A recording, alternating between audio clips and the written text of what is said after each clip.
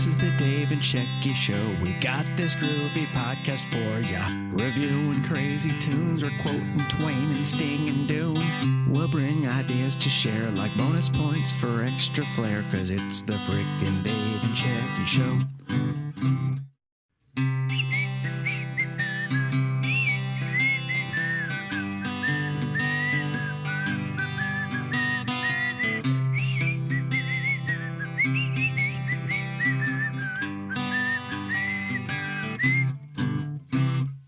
This is the Dave and Shecky Show. We're bringing you this groovy review. We might preview movies, bake some bread, or drink some smoothies. So come on, have way too much caffeine. You roll up some rivers, I'll reference some Raffy.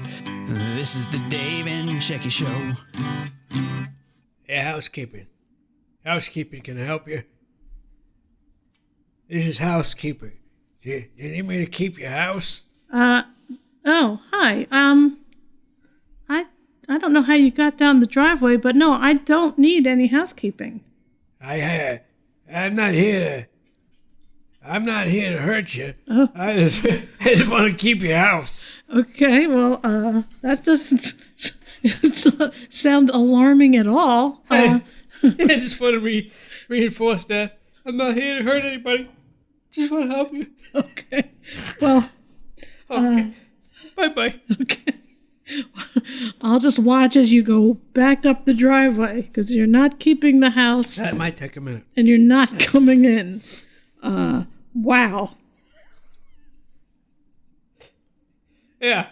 Uh-huh. I'm still trying to get up the driveway. Uh-huh. Okay. Okay, Bye-bye. see ya. I'll just play the Hulk music as I watch you slowly make your way up our 45-degree angle driveway. Thank you. Mm-hmm. Thank you very much. All right.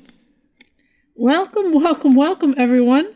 Welcome to episode 104 of the Middle-Aged Cool Kids Super Terrific Podcast, featuring your pals, Beatrice and Bobby. B and Bobby. We run a boutique. Oh. And we sell things. Do we put birds on things? How did you guess? Okay. That's not your... Dave, you didn't come up with that. Well, I wasn't going there, but I figured, it was going to work. So, let's do it. Okay. Let's not do it. It's already been done.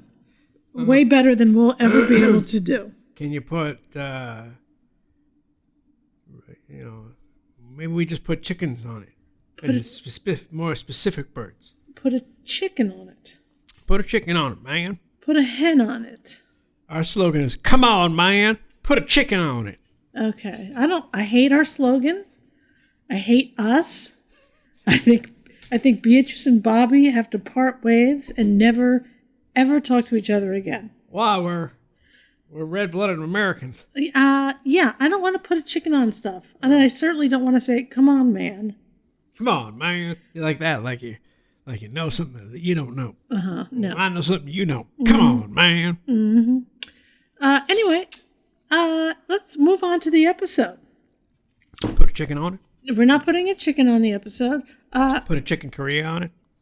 A Chick Korea, I see. Yeah? Uh-huh. Yeah? Okay, did you want to talk about Chick Korea? No, I'm a little congested. I'm a little too congested for that. All right, I see. I'm just going to chime in.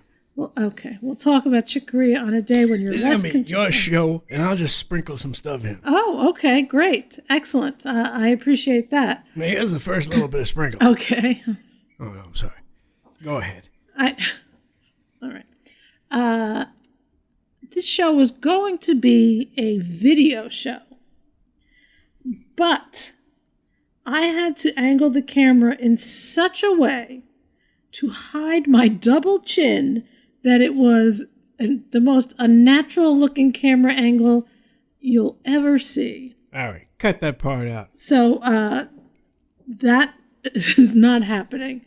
No, let's get a doctor and cut that part out. Oy vey. Anyway, if you want to see the angle I'm talking about, you can check out our cooking videos.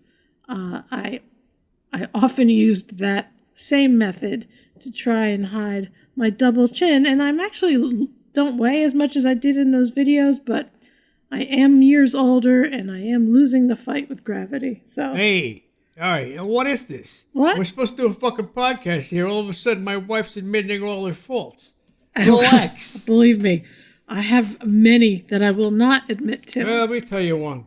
What? I love you, Okay. man. Okay, man. Whoa, Thanks, man. bro. Okay. Isn't that a movie? I love you, man.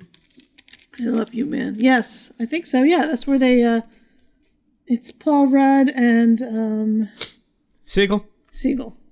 And they're obsessed with Rush, I think. Well, who wouldn't be? Rush and real estate, I think. That is a good combination. Yeah.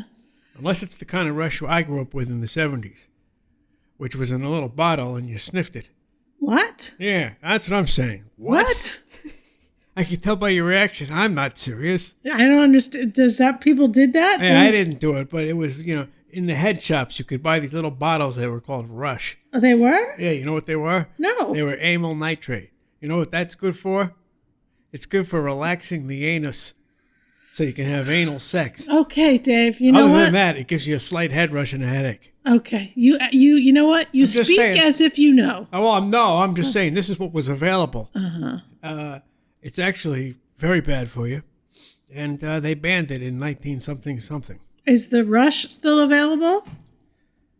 No, that's what I'm saying. I see. That stuff is not available anymore. It was in these little bottles and it said Rush on it. Right, but when it was something you put up your pooper, No, it you wasn't didn't put it in up the your pooper. Oh, you You did it? sniffed it and it would relax your muscles. Oh. You didn't know. You would sniff it. Oh. It was they were also called poppers. See, I thought you popped them up your bunghole. No, that would be a suppository. But no, that's not what it was. I had no idea. Okay. You sniffed it, and when you opened the bottle, because it would also claim to get you a little head rush, like high. Okay, this is the thing. Whippets and Rush were the same category in the minds of stoners back in that day. Oh, I did whippets and out of bottle. No, out of balloons, I mean. Yeah, well, so there you go. Whippets were a little healthier, but also bad for you. But amyl nitrate is what Rush was. And if you sniff that stuff, it smells like pure chemicals. It was basically like a legal way of huffing gases. See, can I just tell you something? Growing up in Morris County, New Jersey, I was not hip to any of this weird shit. Yeah. Oh, and the weirdest thing about that is it was also used by the gay population for anal sex. That is all, it's all a little odd, honestly. But I'm glad that you had... So strange. You had those experiences and I did not. Yeah. And are you saying you did Rush? No, I didn't do Rush. I did Whippets. Oh, okay. All right. Excellent. Anyway. Although, I guess, I must have smelled it one time because I do know what it smelled like. Right. I smelled it once and I never smelled it again. Okay. You're a weird man, and I don't want to talk to you right now. Hello.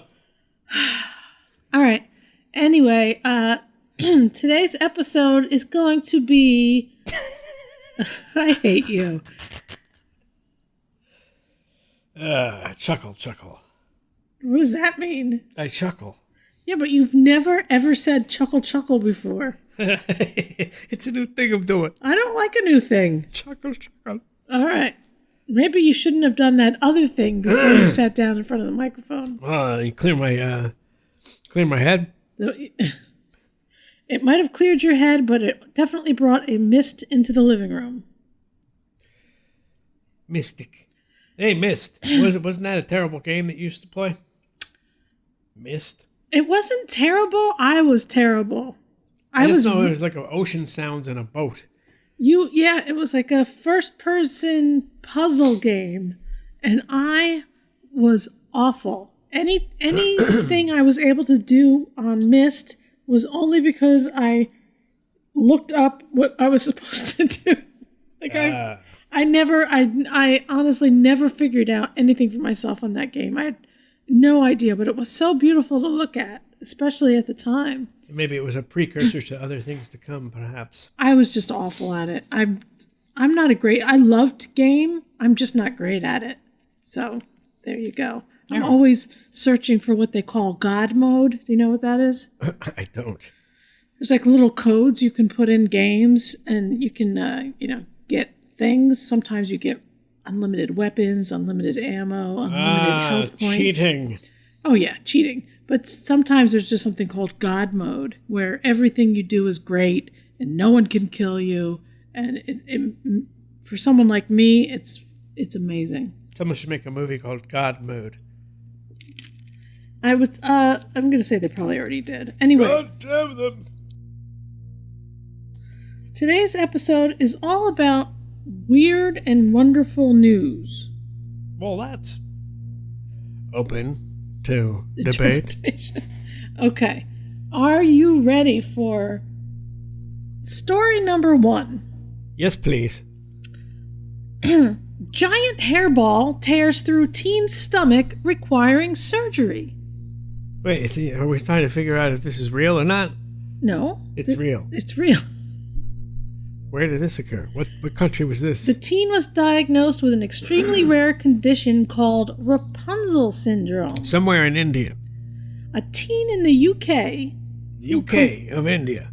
Who compulsively ate her own hair. Oh, man. Ended up developing a massive hairball in her stomach that tore a hole through her stomach wall, according to a new report.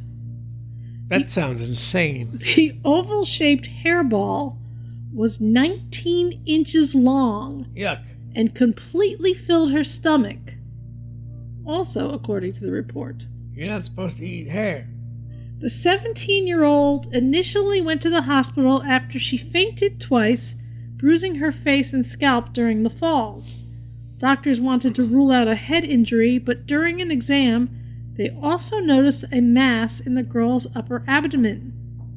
The teen said she had experienced intermittent abdominal pain for the past 5 months, which had worsened over the 2 weeks prior to her hospital visit. At what point did she admit that she ate her hair? She also had a history of 2 mental health disorders. One including hair eating. Trichotillomania, or a strong urge to pull out one's hair, and the related condition trichophagia, or the compulsive eating of hair. Yuck. A CAT scan revealed a grossly distended stomach with a large mass inside and a tear in the stomach wall, according to the study's authors from Queen's Medical Center in Nottingham, England. That's just unacceptable. The teen was diagnosed with Rapunzel syndrome, in which a hairball in the stomach, known medically as a trichobezoar, extends into the intestine. That's, as they say, repugnant. She underwent surgery, and doctors removed the hairball, which was so large it formed a cast of the entire stomach. And they use that to make another one of her that doesn't do this.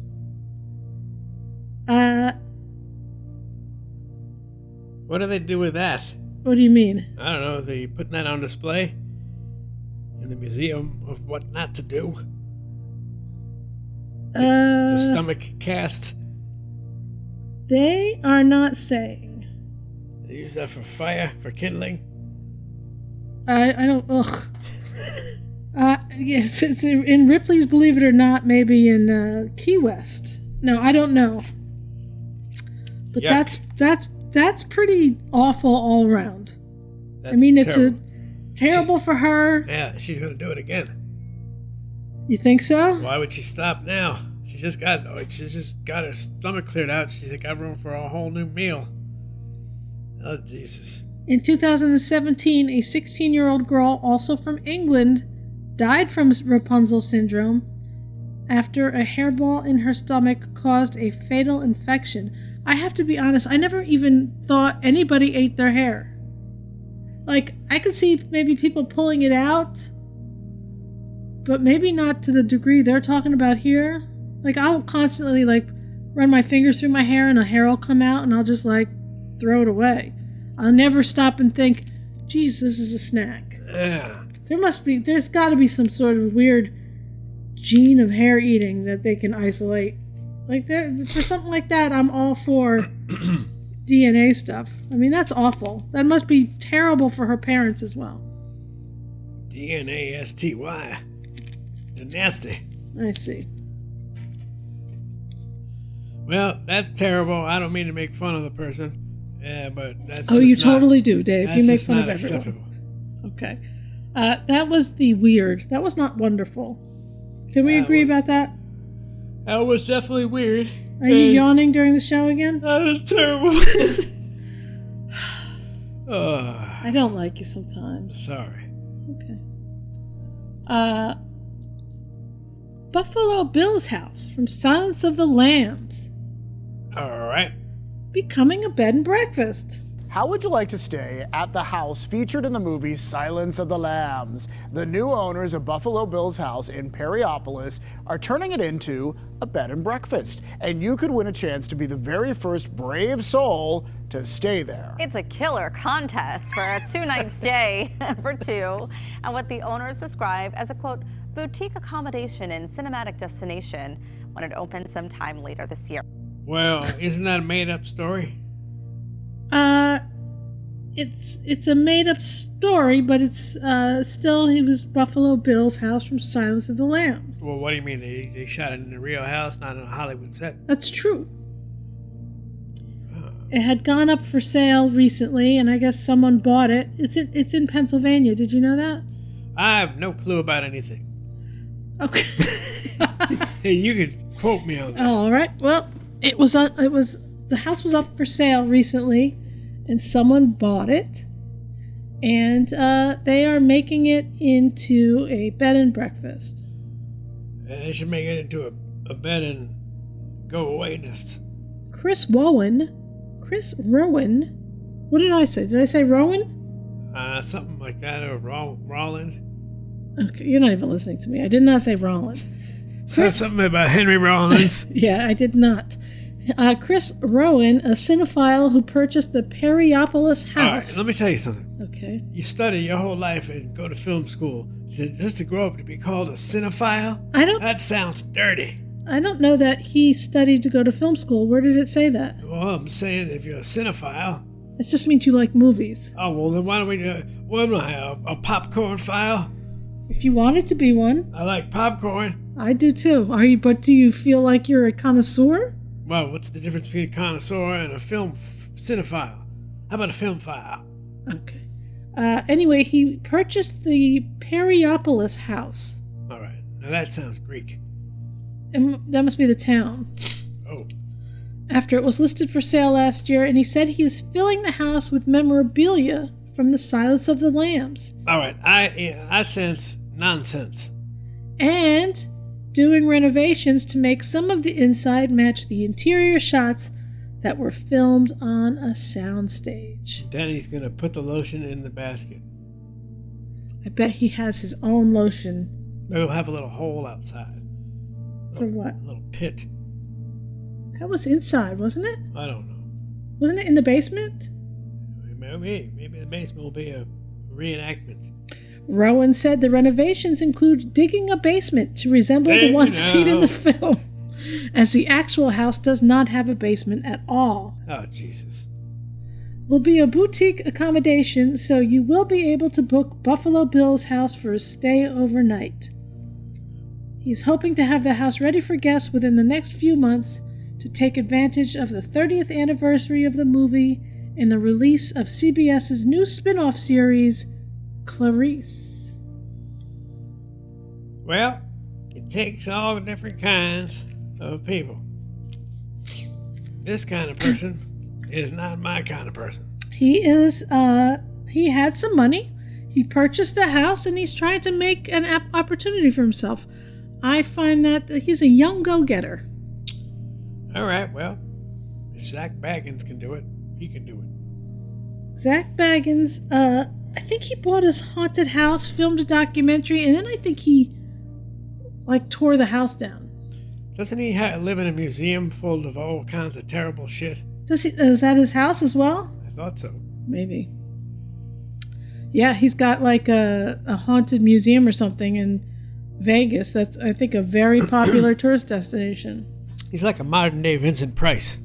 He kind of is, but there's also this thing where there's some place in the museum where people go in and they faint sometimes.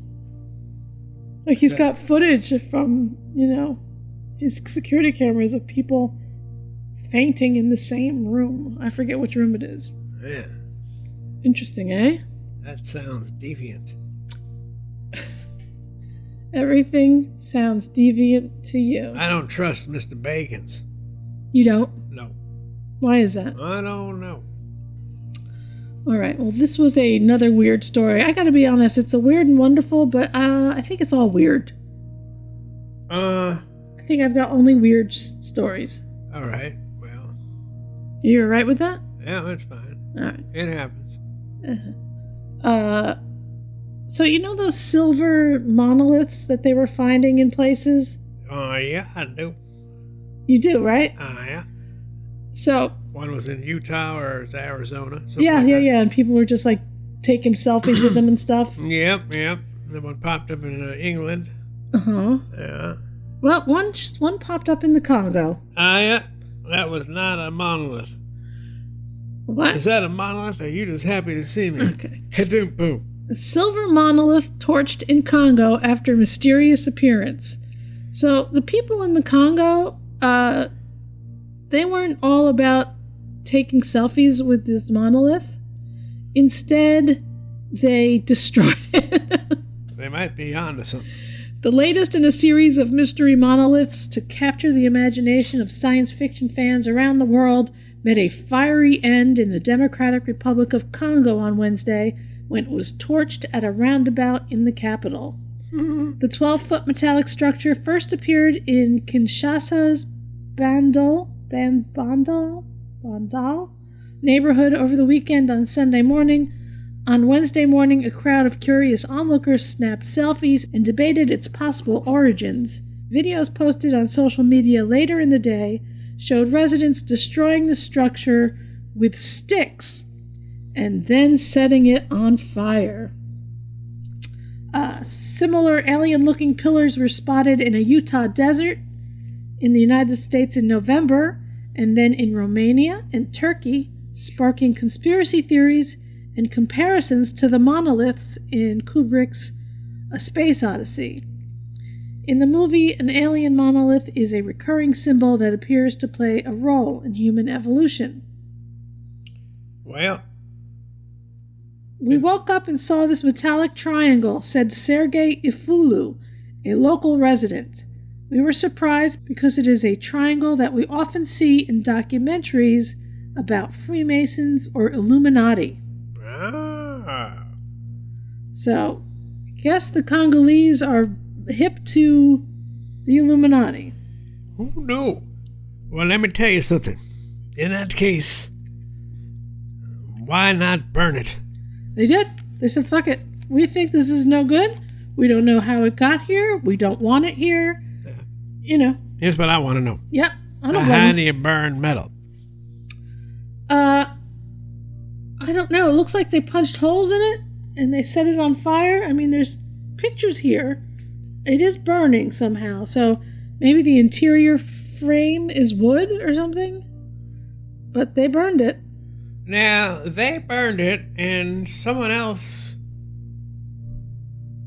Wait, now, didn't someone else do something and then they... Yeah, wasn't there something involving something religious?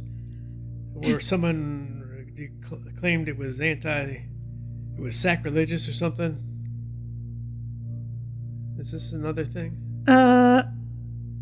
Not this event, but another event with the monoliths. Oh, I don't know. I think they attacked the monolith with crosses and destroyed it. No, they destroyed the monolith and then put up a cross and blessed the spot or something. Saying did they? Good for them. Yeah, but the town said they were like white supremacists and that they had destroyed someone's piece of art. I'm just saying that different people have different responses to it for different reasons. But the Utah monolith, it's so odd because they looked back and it had been there for like 5 or 6 years. No one had discovered it in person? Nope. It had been there on the Google Maps, I guess. I mean, someone might have walked by it and just been like, oh, That's interesting. I guess that's there. Yeah, They might not have right. Someone reported it. official might have walked by and said, "What the fuck is this?" Or other people might have just said, huh, and they didn't report it. Yeah. I Well, mean, there you it's go. not necessarily seen for the first time if it's been there for 5 years. I mean, Banksy could have put it there for all I And know. whoever put it there was some fucking free spirit goddamn Burning Man weirdo. Oh, you think so? Yeah, it was some kind of, artwork. One of those guys who makes, artwork out of old tin. Recycled tin. That's what Yeah, I but think. I don't think so. I think it is art. I think it was an art project or something. Yeah, some Burning Man guy. But no, well, I don't know. Like, it could be. It could be. But apparently, somehow you can buy your own monolith for $45,000. Hey, I can do that for $4,500. Yeah, I could make it. but I don't. I mean, I don't. All right, $450. Okay. Do I hear 45? All right, let me $5 and I'll bring you a monolith. I promise. It doesn't look too hard to do. They got those in Times Square, like souvenir shops. Are you ready for the next? Yeah. Did you want to talk more about that? What, monoliths? Yeah. Yeah, let me tell you about the time when I had a monolith. You had a monolith? Okay, let's go. Anyway, You had a monolith? what do you want me to I say? don't know. How am I not supposed to play along with That you? sounded very natural. That was good. I don't know. You're like a female Howard Stern. You may have had a monolith. I don't know. Really? You have a lot of secrets. I don't fucking know. Hoo-hoo. Hoo-hoo. Magicians mark the 100-year anniversary of sawing people in half. It's the gory trick that has audiences gasping in shock and awe. The illusion of sawing someone in half is no less sensational now than when it was first performed by magician P.T. Selbit in London a century ago. It took off very quickly because of that visceral danger element, I think, apart from anything else. Unless someone fainted in the audience, they didn't consider it a good performance. So it had that element about it. And I think the public taste at that stage, because it was just after the end of the First World War, there was a feeling of fixing people as well, that this is someone being subjected to this, horrific thing, but they were all right at the end of it. Is this weird or wonderful? It's somewhere in there, Yeah, huh? this is just quirky. All right, that's Is that weird. in there? Yeah. 100 years ago. Well, let me ask you this. Okay. Out of all those people that have been sawn in half, Yes. how many of them have been men? Maybe the box is too big for a man. Nah, I don't think so. I mean, are there female magicians who have... Well, that's what I'm saying. Nowadays, you got women playing drums, you got women guitar players. Where are the women sawing men in half magicians? I gotta be honest, I think there are always women playing drums and women playing guitar. Not like there are now. And let me tell you something. I ain't never seen a man sawn in half. Okay, well, I've seen a bunch of women sawn in half. let's put it out there. Perhaps if someone's listening who's been sawed in half and you're a gentleman, let us know. All right. It's a and very creepy thing, isn't it? magicians or... but no. The sawing in half bit. Whoever thought that was a good idea? Well, Who even thinks of such a thing? I was about to tell you. The Freemasonry. Illusionist P.T. Selbit Yeah, sell a bit of crazy dude. put a woman in a box on the stage of London's Finsbury Park Empire and sawed right through the wood, creating a magical classic. Yeah, I wonder how he came about that. This took off and became the most influential and the most famous illusion, in my opinion, that there's ever been. Who is this person? They just love seeing people sawn in half. P.T. Selbit, or the guy who said that? The guy who said it. I'm after him now. Said magician and historian Mike Cavaney. All right, Mike Cavaney. Cavaney? I came in to you. Cavini. Tell me something. Oh, maybe it's Cavini. Mike Cavaney. Now that's a good old boy. I don't know. Seriously. Yes? I just happened upon that, but I can't think of one man ever sawn in half. Is that how you say it? Sawn? Sawed? Sawed in half. Sawed? Sawed in I half. sawed some wood today. Good for you. Hey, you're on fire today. Did I tell you that? I think you're just high. Whoa. I'm just being my normal, boring self. Holy cow. And you're just, you're in an altered state. All right, but seriously. But seriously. So, I have never seen it. I am sure there are women magicians. Do you want me to Google it? No, but when you say women magicians, somehow I think of heavy metal music. Like someone looking like one of the Wilson sisters in a top hat. Yes. Fucking with music blaring, and she's got a tiger here, and she's sawing a dude in half over here, and something like that. Exactly. I see. All right, well, that's probably an LA, or not an LA, Las Vegas thing. All right. All right, so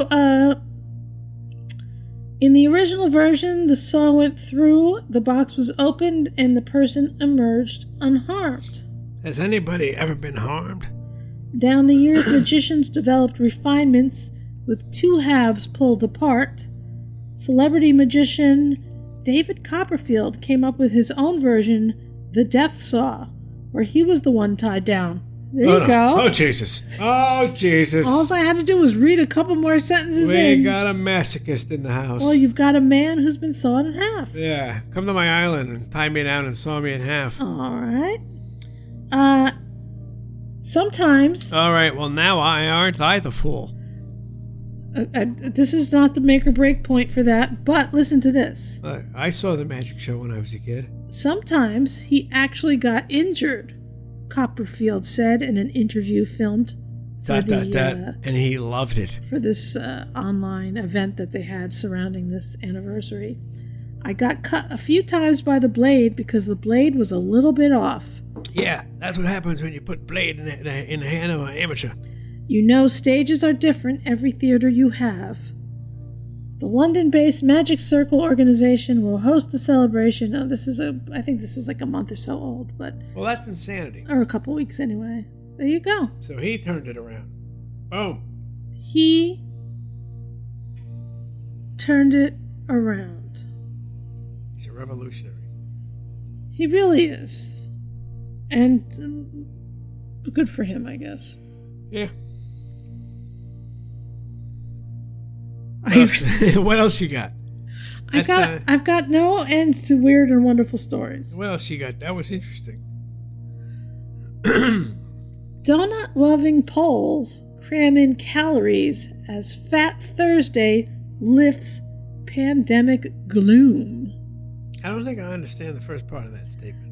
I guess Polish people in Poland love donuts. For many, the sweet ritual on Fat Thursday turns into a challenge of endurance. Even before dawn, long queues begin to crop up next to bakers' shops. How long have you been queuing? Since 7 a.m. Soft, airy, with chocolate or sugar coating and jam filling. This bakery has been making donuts for over 90 years. To satisfy the demand on the morning of Fat Thursday, they have to work through the night, and everything is made by hand. Oh, donut-loving Poles, you said. Yes! Ah, that's a sentence I always expected to hear. And you know what else I kind of dig? That they have something called Fat Thursday. I'm down to celebrate Fat Thursday every Thursday. I would also be happy to shove some donuts down my gullet on a Fat Thursday. Depraved. What? That sounds unhealthy. Yeah, but so. After some lean months during the COVID-19 pandemic, Fat Thursday finally brought some cheer to Polish confectioners as their sweet-toothed customers feasted on donuts. Yeah. On the last Thursday before Lent, the period when Christians traditionally fast before Easter, Poles stuff their faces with donuts in a festival of calorific indulgence. That seems like a good week to go to Poland for vacation. What, you eat donuts on Thursday and then you fast for the rest? I mean, it's almost like Fat Tuesday, right? It's Fat Thursday. That's crazy, man. Poles will consume almost 100 million donuts, worth up to 250 million. I don't know this. I'm sorry if I offend anybody. Zlotys? Zlotis? Zlotis? Okay. It's their money. 250 million of their money equals $67 million. So that's just in that one day, just on Fat Thursday. That's a lot of donuts. Do they have Dunkin' Donuts in Poland? I don't know. Maybe they don't need Dunkin' Donuts. Maybe they have their own donuts. Do they eat pierogies in Poland? Or just Polish people have them in America? Oh, I don't know. Oh my God, people just, on the average, people eat 2.5 per person. Every Thursday? No, Fat Thursday. Once a year? The Thursday before Lent. All right. Yes. That's fair enough. You know what I'm saying? It's like Mardi Gras. You know how Mardi Gras is this big party? Yeah. Because Lent happens the next day. That's right. So this is they're doing this thing. I guess it's the Thursday even before Mardi Gras. Mardi Gras. Where they have this big donut festival, and I am there for it. I would love to go to Poland and eat donuts on Fat Thursday. Oh man, I think it would probably be one of the best things ever. I never heard of that. I didn't either. That's why I thought it was weird and or wonderful. But I gotta say, it's wonderful because I do love a donut. We haven't had donuts in a long time. We kind of gave up the sugar. With sugar. But I mean, donuts are fried and there's sugar. So I mean, it's a double dose of artery clogging. What? That's very bad for you. But they're so tasty. Well, if you have donuts once a year, I think you're okay. When I was younger, I would just eat the Dunkin' Donuts. I would get the large coffee and like a thing of donuts and go home and just wallow. It's definitely one of those foods that will make you feel good the instant you're eating it. But I guess it's almost like drugs, right? As you're eating it, you feel good, but when Some say it is a drug. When you have that dozen box open before you and nothing's left in it, and you're all alone. You know what a disappointment is? An empty Dunkin' Donuts box. No, yeah, but the Munchkins. Why are they disappointed? I don't know. They just never added up to what they should be. I don't. Why don't you don't like them? I don't know. They always seem stale or something. Oh, well, maybe they did get a little staler because they were smaller. I don't know. I don't know. I was always down for some Munchkins too. I'm not gonna lie. I'll take my donut in any shape you'd like to give it to me. All right. Are you ready? Yeah. For another story. What do you got? This is really weird. This is from the Daily Star. And I was a little dubious at first. Wait, that's her look. No, that is not. Okay. Bizarre CIA documents from 1984 suggest very large people were seen on Mars. Okay, so very large people were seen on Mars. Well, we hadn't been to Mars, right? So this thing links this CIA document, which is, you can go to cia.gov and I will link it in the show notes. Yeah. It's this 9-page PDF where the CIA has, I don't know if they hired or interviewed, or I don't know what the circumstances are, but they are in a room with a remote viewer. You know what that is? Two-way mirror. The answer would have been no. Do you know what that is? No, I do not. A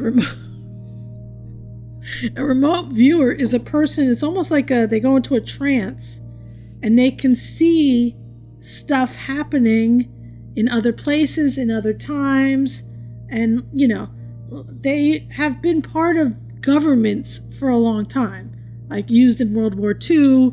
You know, say Johnny Smith is a remote viewer. He's like a psychic almost. And they say, well, what are they doing behind enemy lines in Germany right now? Is it now a safe time to send our people in? And this person would, you know, go into his trance and see what he could see. And it's a real thing. It's a real thing. I never heard of it, man. You never heard of remote viewing? Sure it's not a two-way mirror? No.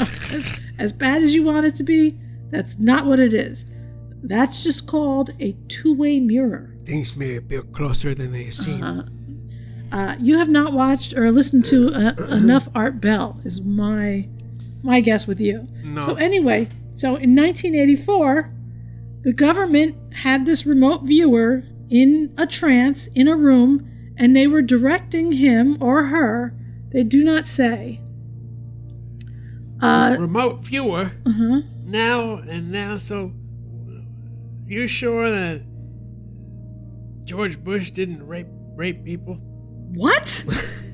What are you talking about? You know, they get him in a trance, they have sex with him, and David Icke tells the story. Okay. First of all, When you tell me the remote viewers exist, and then I'm supposed to just say, oh, well, then how do I know they're not lizard people? okay, so I'm telling you that they exist. The bitch But said what I'm she not was raped over and over again by George Bush. Oh, that Now, lady? Why would she lie about such a thing? Is she out of her mind, or is it I true? believe that lady's name was Kathy O'Brien. Hey, well, Kathy, you got a lot of splaining to do. I don't know what. I don't know. I don't know saying- why you're bringing this up. It's This has because if nothing to do with my weird and wonderful Something story. as outlandish as a remote viewer being used by the government, they would put people into trance. Why wouldn't they have sex with them? Well, anyway. The next thing you tell me that Bill Cosby was involved. Okay. We need to not Concentrate. have any smoky time before the show. I'm on to something here. I'm just saying. I know, but if that's possible, Yeah, but then the you- other shit's possible. okay, but see, this is the thing: is that you jumped into the middle of a conversation and no one knows what you're saying, and all of a sudden you're accusing people of raping people, and then it slowly comes out what you're talking about. It's outlandish. That's how you do it. You gotta. It's It's like not. a thumbnail. You gotta grab people. We don't need to clickbait with rape, Dave. OMG. That kind of thing. Okay. Anyway, this person. That's a good bumper sticker.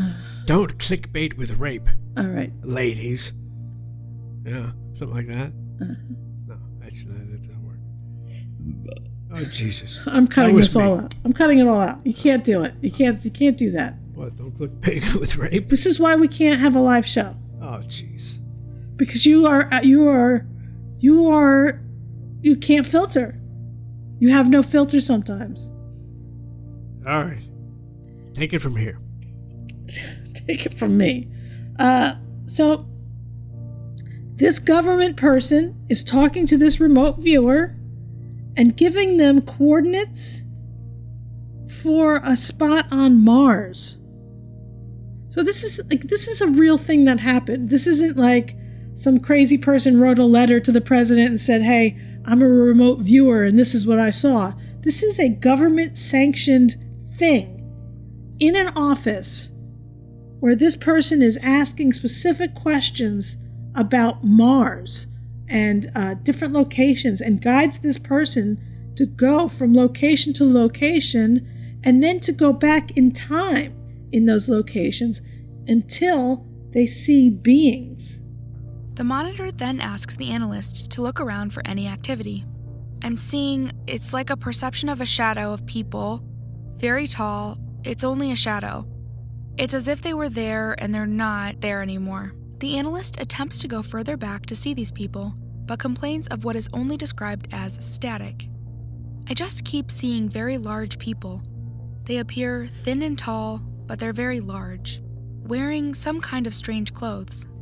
So they talk about there's storms and that there's buildings, but they're not buildings like ours. And this person who's, I guess, kind of guiding this remote viewer gets them to a point where they see these huge, tall beings, like really tall people, or not people, whatever they are. And they're all together in this area, and they're dying. He continues, they're ancient people. They're dying. It's past their time or age. They're very philosophic about it. They're just looking for a way to survive, and they just can't. 40 minutes pass, and the transcript resumes. Can't seem to get their way out. They can't seem to find their way out. So they're hanging on while they look or wait for something to return or something coming with the answer. When pressed on who might return, he continues. Evidently, it was a group or a party of them that went to find a new place to live. Something had happened to their planet, and they had skedaddled on out and went to Mars, but Mars wasn't, I guess, exactly perfect for them, so they were slowly dying there, hoping that someone would come and bring them to yet another spot. So it's 9 pages. It reads very fast. I will also link this in the show notes because it is insane. It's insane. It's insane. Sometimes, like, you'll see, it'll say in parentheses, 37 minutes later. Like, this person wasn't just sitting there and rapidly firing off these answers. Sometimes there'd be long stretches of nothing in between the time that the moderator asked them a question or directed them to do something. It was a long, 37 minutes of nothing, of this person in a trance, just in their mind walking around on Mars looking for stuff. It's really fascinating. This is it is from the CIA.gov. It is something that they have declassified. Isn't that crazy? I don't know what to make of that. Yeah, like when I first saw the story, I was like, oh, this is one of those, Bat Boy or something, one of those types of Inquirer. It wasn't even the Inquirer who would do that. It was one of those other magazines. And I was like, okay, this isn't real. And then they literally have a link to the real document, and I was like, holy shit. This is insanity. I'd have to see it. I can't understand how this would just be minor news. Well, it was news enough to be on this newspaper, this site, the Daily Star. It made it to their site, but I don't know where else it made it to. What is that site? What is this site? Some English thing. It might even be an English tabloid paper, but be that as it may, they did link to the CIA stuff, so I was able to find it. That's insanity. Yeah, let me see if it's anywhere else. Slate talked about it in 2017. So it's been talked about a few times. I never heard about it. Above Top Secret, of course, they're going to have their finger on the pulse of that. I don't see it as news too much. I just think it's really interesting, and there's so much weird, like the MK Ultra stuff. Mm-hmm. People for years didn't think that was true, and then eventually it came out. Yeah, it's true. It's all this crazy shit. So to have something like this in the CIA files, it's just I was fascinated by that.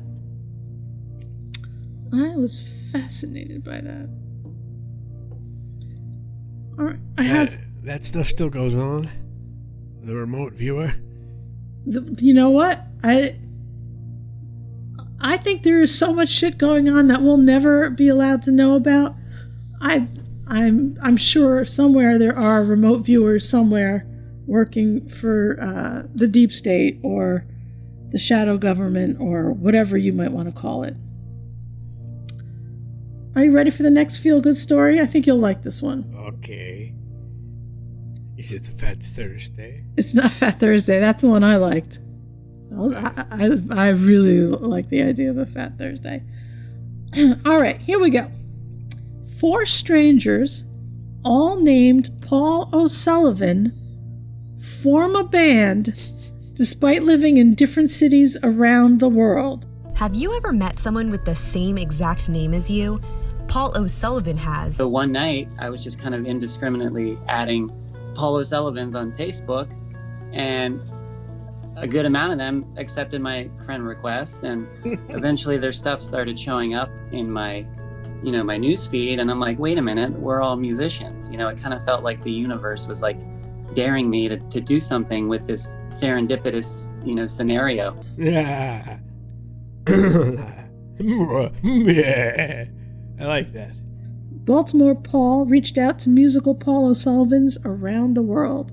Eventually, 3 Pauls agreed to form a musical group with him, aptly named the Paul O'Sullivan Band. Manchester Paul is on bass, Pennsylvania Paul is on percussion, and Baltimore Paul and Rotterdam Paul are on guitar and vocals. Are you ready to listen to the Paul O'Sullivan Band? Yes.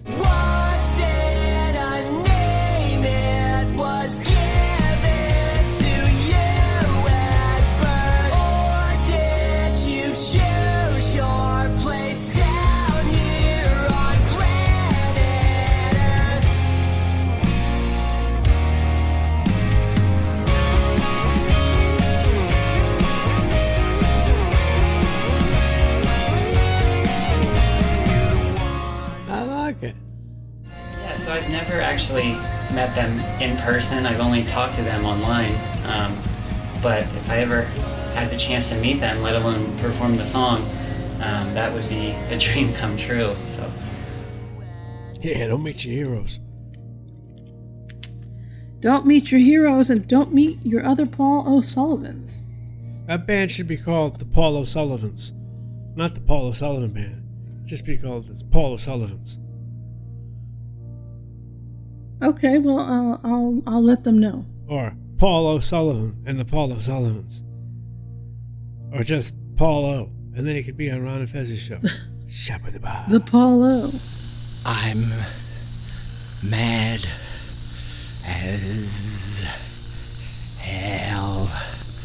And I'm not gonna take it. Oh, not gonna take it. Not gonna take it. Not gonna take it anymore. Not gonna take it. Not gonna take it anymore. Not gonna take it. Not gonna take it. Not gonna take it anymore. Not gonna take it. Not gonna take it. Not gonna take it. Wouldn't that be great if he was got him in the part band? of the band? It would be good. I think he's done some music. But he's not really. His last name is O'Sullivan, but they just let him in anyway. The Paul O. Oh, fuck, that's funny. Oh, how I miss the olden days of Ron and Fez. So, I think that's it for all my weird and wonderful stories. Huh. Did you want more? Sure, I could take more. Oh, you know what? I have this. All right. Somebody asked me to have you. Huh? Why are you yawning? I don't know. It's past my bedtime. All right. It's 7:41. I know, right? So I'm saying. Someone asked me to have you react to this movie trailer. Okay. Are we ready? Yes. Let's do it. Here we go. All right. The world is in shock as a group of terrorists has taken control of large areas of Syria and Iraq. The world can be a cruel and dangerous place. Remember, even if you're afraid, be strong. Your loving mother, Fatima. Did your mother ever tell you the story of the Lady of Heaven? She was very special. Daughter to the Prophet Muhammad. My time is near. And afterwards, my lovely Fatima, you will face many trials. With my father no longer here to lead us, evil is with those who will extinguish the light of truth. You're gonna let a woman tell us what to do. We will burn her out.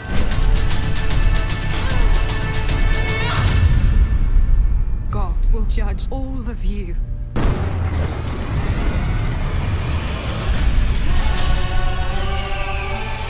This world has become since Academy Award. Shadow will be cast across many generations to come.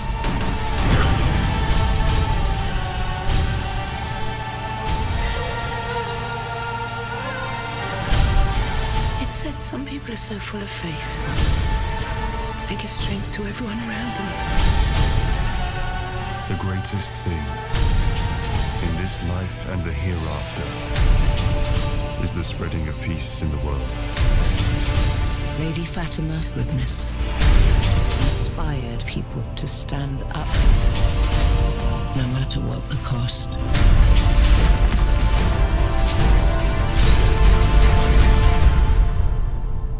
Her legacy lives on.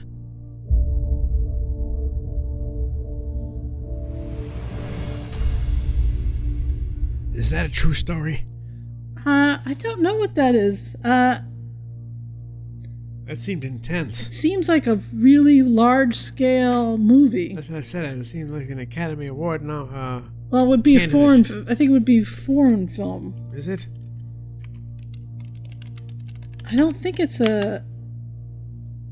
Let's see. We shall. You know what? I went to the Lady of Heaven website, and right away it says Lawrence of Arabia means Game of Thrones. And honestly, I was thinking this is like epically large, like a Lawrence of Arabia type of thing. Mm-hmm. It's. If you watch the trailer, you will see that it's quite. It seems like quite an epic undertaking. There seems to be a lot of people going on, people involved. What is it? Is it English? It says 2 stories separated by 1,400 years. After losing his mother in the midst of a war-torn country, an Iraqi child learns the importance and power of patience by discovering the historical story of Lady Fatima and her suffering. Fatima. It's a UK. It says country of origin UK. I'm okay. You're UK. Well, that seemed very mammoth, very heavy. It certainly did. It seemed like it was beautifully shot, from what I could tell. Yeah, I don't know. I don't know. Somebody really wanted you to react to it. It's a little intense. I'd really have to watch the movie. It looks amazing. I said I would try to get it as part of our podcast, so I have done it. I'm sure they wanted a visual. Well, it seems like a huge project there, huge movie, big budget. That's what I said. It could be an award winner if it's done well. I don't know what it is. Yeah, it's hard to tell. I mean, it says the budget was $15 million only. That seems very low. Very low for something that big looking. You know what I kind of dug, though, about the trailer? That it didn't seem to... give everything away? Yeah. I mean, maybe it's my... that's my not knowing the story so well, but almost every trailer I see, there's no reason to see the movie.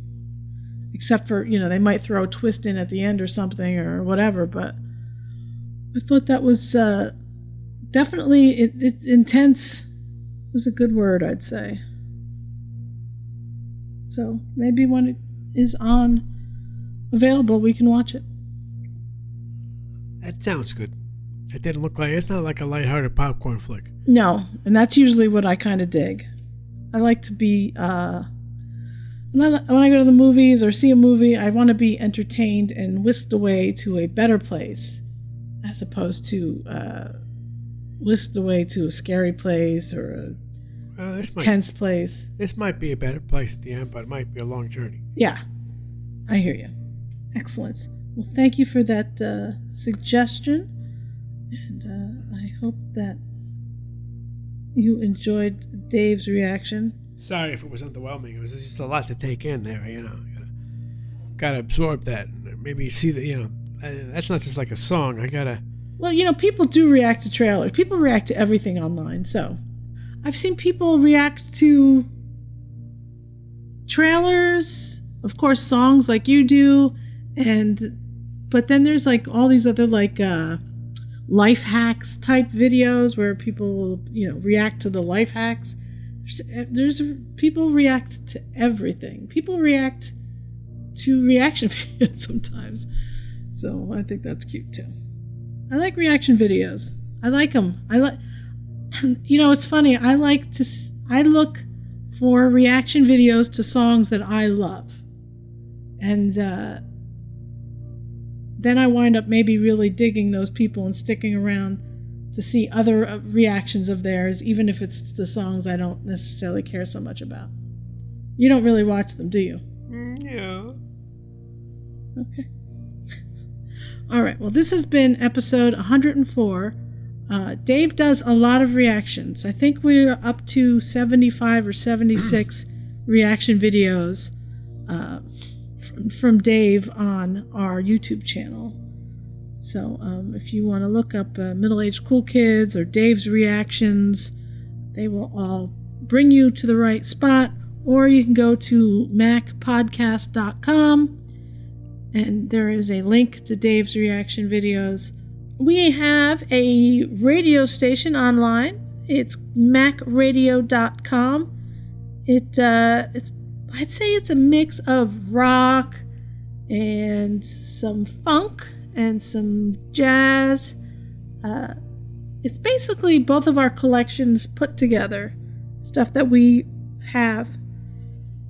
And I've just uploaded it and it randomly plays. And if you have a band or if you have really anything audio that's, within reason that you would like to see up there, send it. Send it to middleagedcoolkids@gmail.com and I will do my best to put it up there on the radio station. Because why not? Why not spread the love? I've got a station, you've got a song. Let's get together. All right. This has been episode 2 of Weird and Wonderful, but it was mostly weird and just a little wonderful. But that's how it goes sometimes. We will see you next time, America. Take it easy.